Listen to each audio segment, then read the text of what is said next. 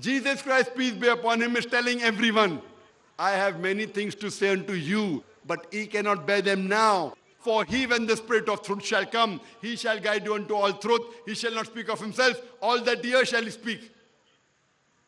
He shall show you things to come. He shall glorify me. This prophecy refers to no one but the last and final messenger, Prophet Muhammad, peace be upon him.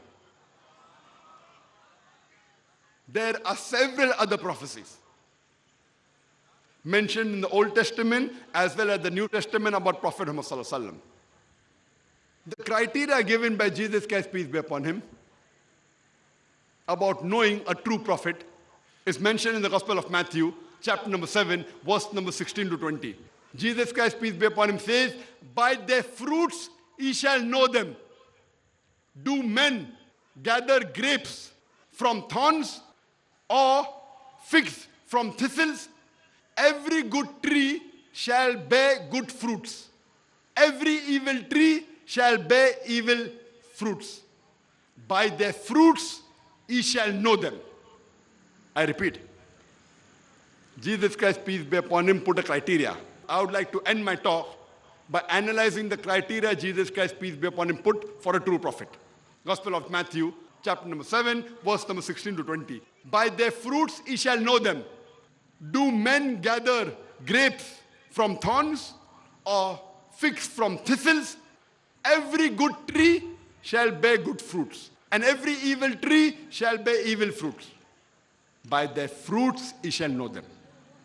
And we have several testimonies of non-Muslims regarding the greatness of Prophet Muhammad sallallahu alaihi wasallam. You can give a lecture, you can talk for days together regarding the testimony not of Muslims, of non-Muslims, regarding the last and final messenger, Prophet Muhammad sallallahu alaihi wasallam. I'll just mention a couple to you. There was an article that came in the Time magazine on the 15th of July, 1974.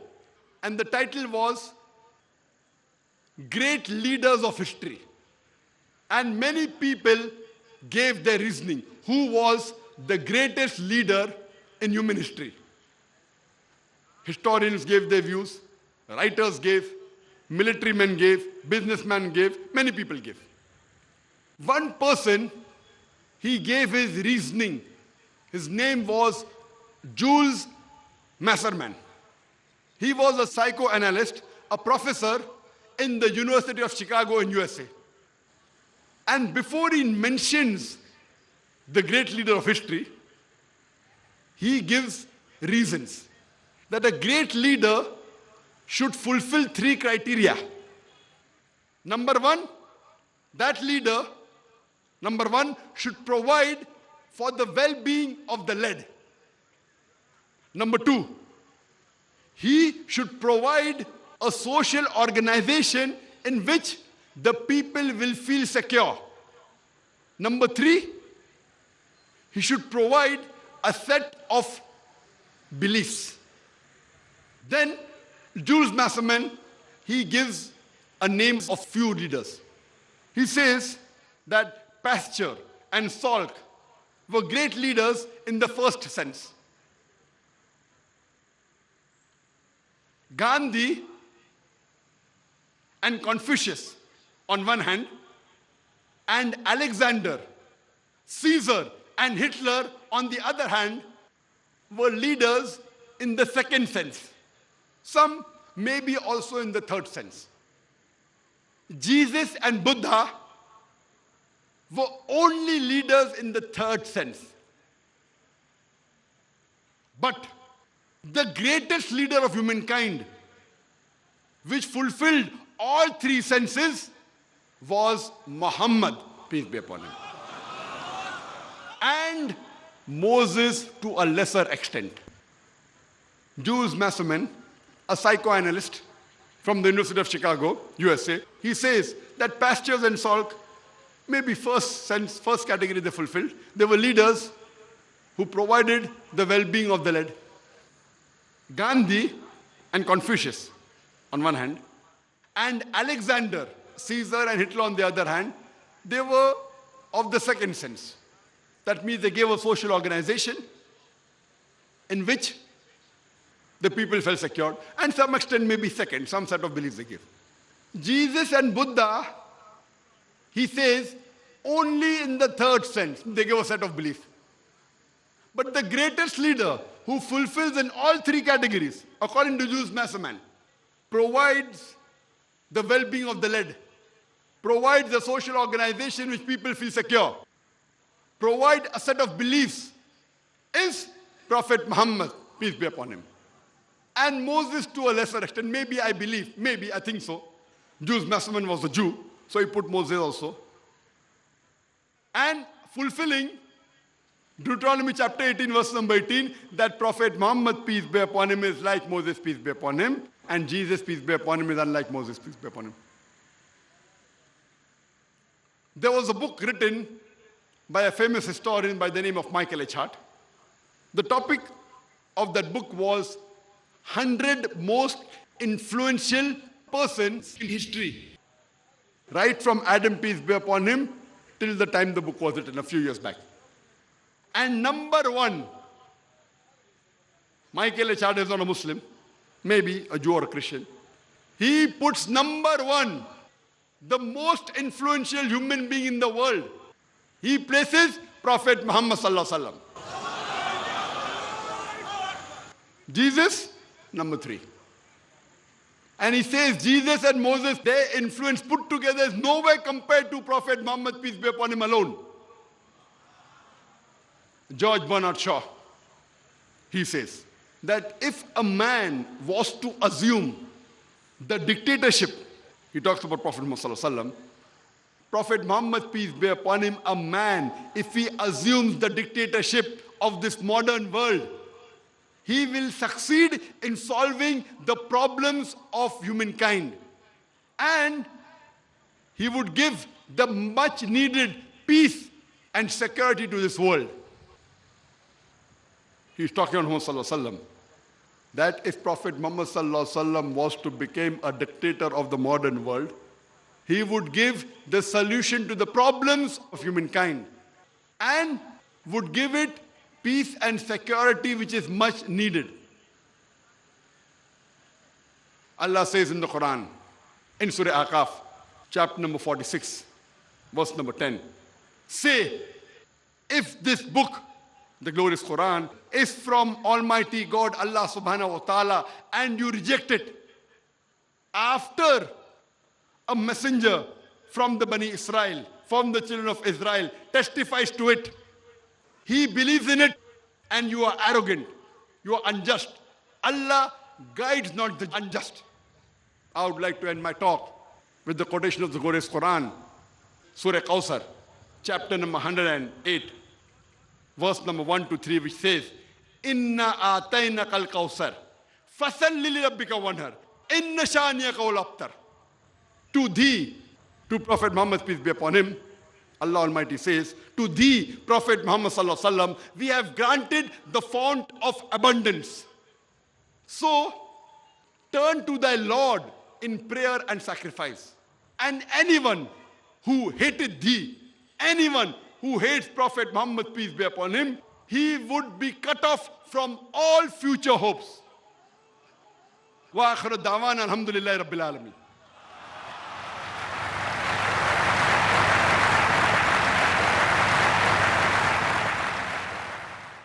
Allahumma barik ala Muhammad. رمضان قد أهل بالصيام وأطل. Assalamu alaikum wa rahmatullahi wa barakatuh. This is Abdul Rahim wishing you a Ramadan Kareem.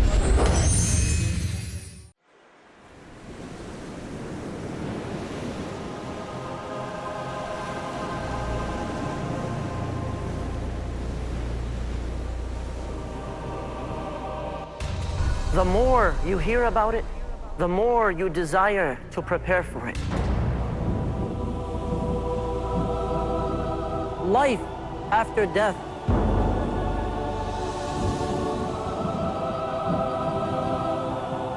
Journey of the soul.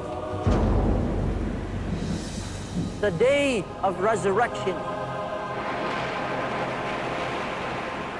the torment of the hellfire, the reward of paradise. Stay tuned for a life-changing, heart-softening, spiritually uplifting series about the hereafter exclusively on Peace TV. Know the vivid descriptions of paradise and hellfire from the Quran and authentic ahadith, and acquire life-changing habits to be successful in the hereafter. Next on Peace TV. Allahumma barik ala Muhammad. Alhamdulillah. Now we come to the second part of the program, which is the more interesting part of the program, that is the open question answer session.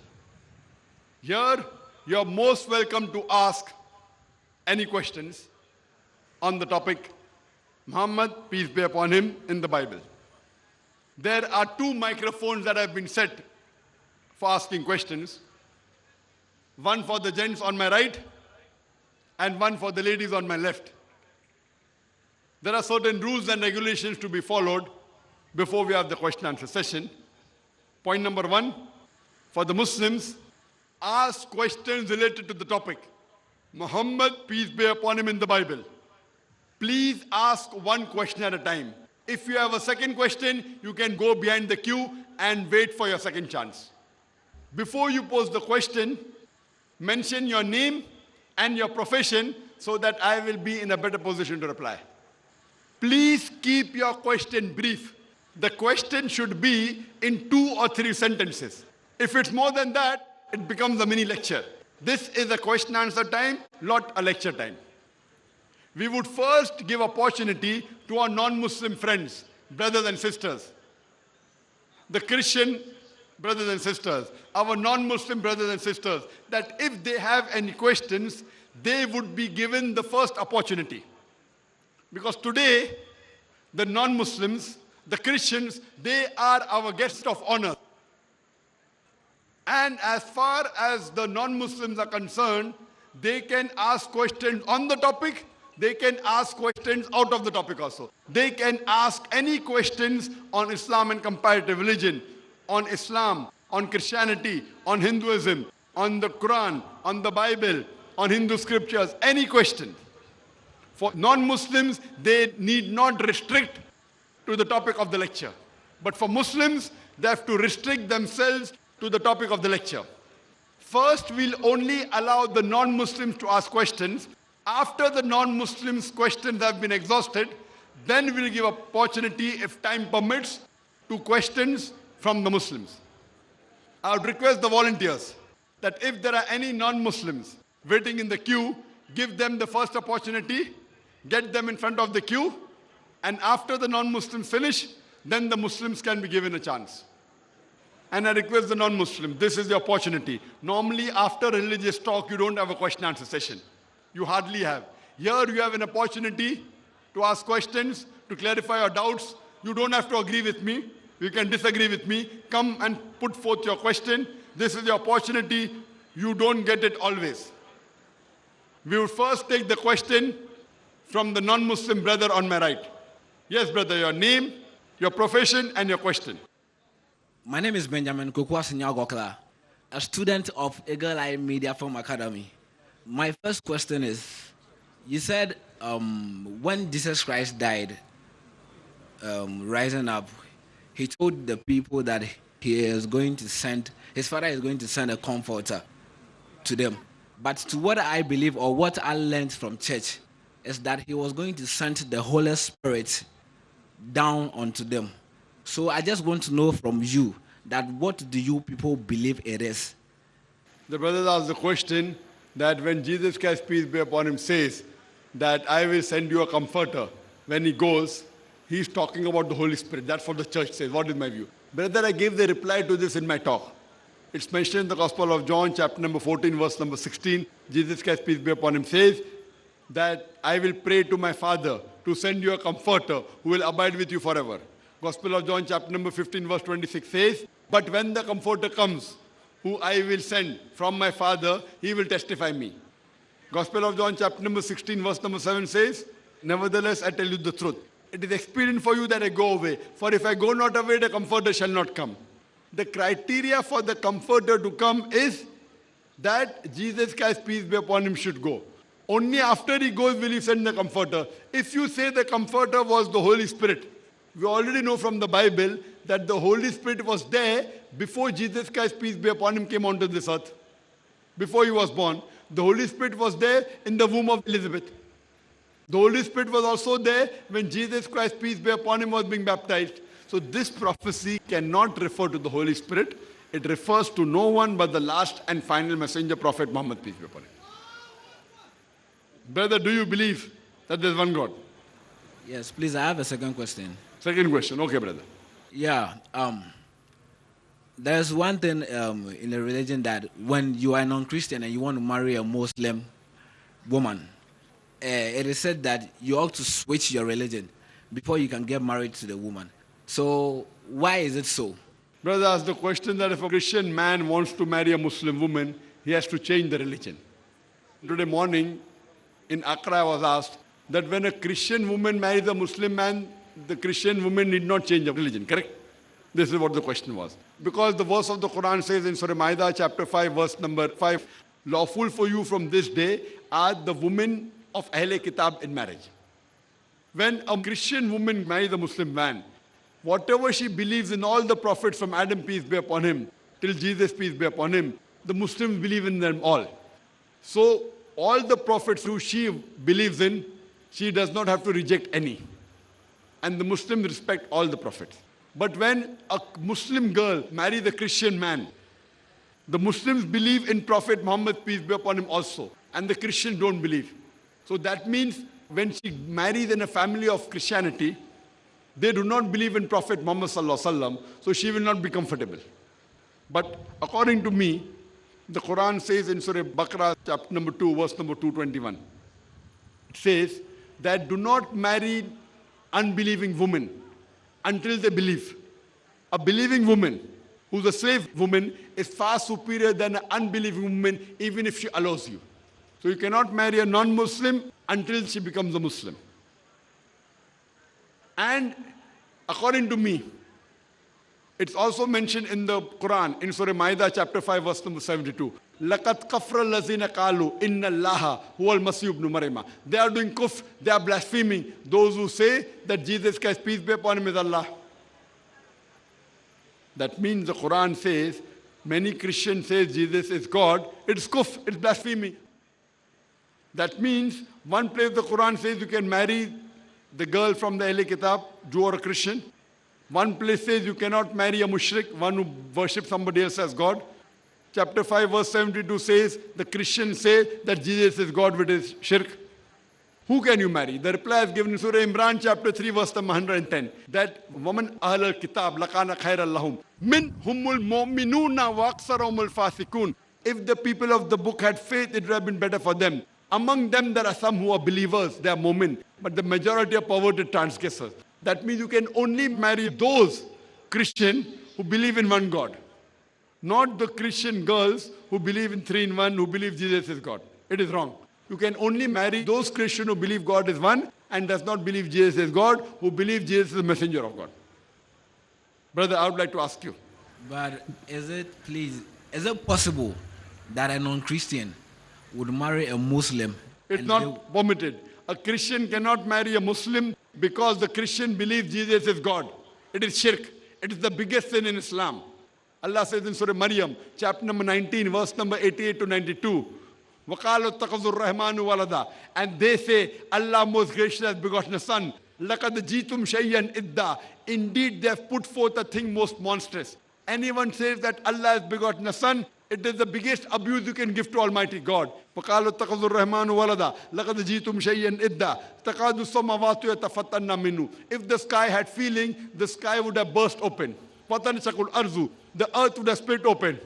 وَتَخِرُّ الْجِبَالُ هَدًّا. And the mountains would have fallen down to utter ruin. If anyone says that Allah has begotten a son, it is the biggest abuse you can give to Allah. The sky would split open. The earth would have split open. The mountains would fall down to utter ruin.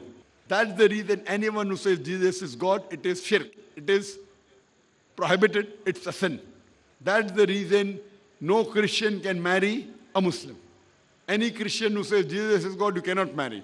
But if the Christian girl says that Jesus is not God, the messenger of God, and she believes in one God, then no problem. Hope that answers the question. Brother, do you believe there is one God? Sure. Do you believe Jesus is God? No. MashaAllah. Do you believe Prophet Muhammad is the messenger of God? Yes. MashaAllah. That means you're a Muslim. If you believe that God is one, and if you believe Prophet Muhammad is the messenger of God, these are the minimum two things required for a person to enter into the fold of Islam. Would you like to say it in Arabic? Would you like to say it in Arabic? What you said in English?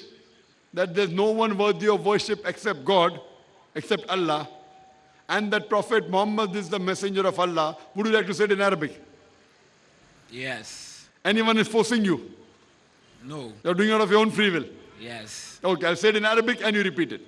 Ashhadu Ashhadu Allah Allah ilaha ilaha illallah illallah wa ashhadu wal ashhadu anna anna Muhammadan Muhammadal abduhu Abdul wa rasuluhu.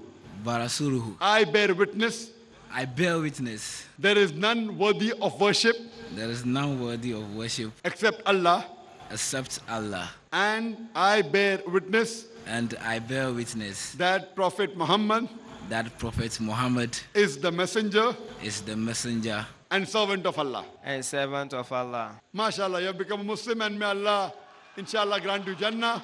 May you grant you paradise. May you get the best in this world and the Akhirah. I would like to give you a copy of the translation of the Quran. Can you come, please, on the stage?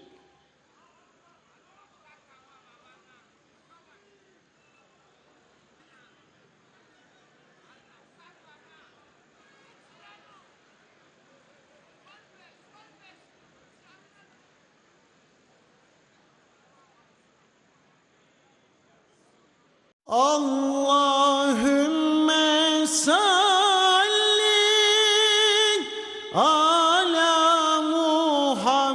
محمد اللهم صل اللهم صل على محمد اللهم بارك على محمد اللهم صل على محمد اللهم بارك على محمد